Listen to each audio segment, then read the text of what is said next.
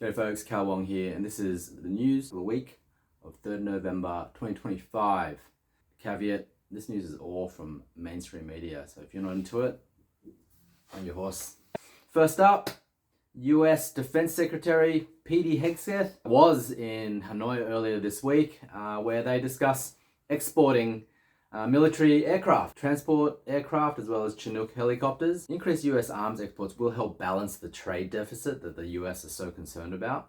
In turn, Vietnam benefits immensely, obviously from having these significant aircraft, but also helping their digital cybersecurity capabilities as well.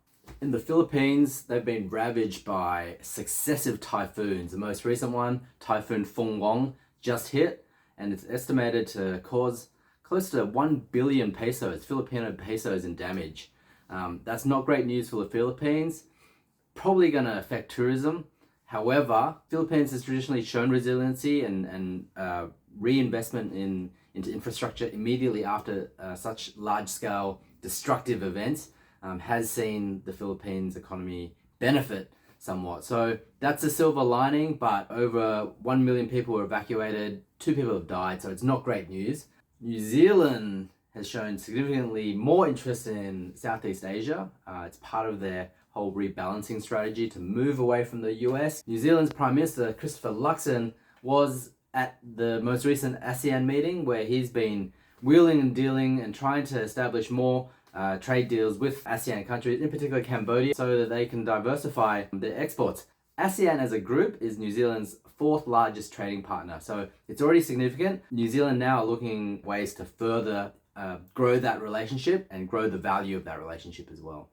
Indonesia looking to redenominate their currency, so if you've ever been there, you need a giant chunk of cash to make the most simple transactions. And all this means is they're going to probably cut off 2 or 3 zeros from the end of their currency just to make it easier to calculate. It's probably not going to have a huge impact on their economy.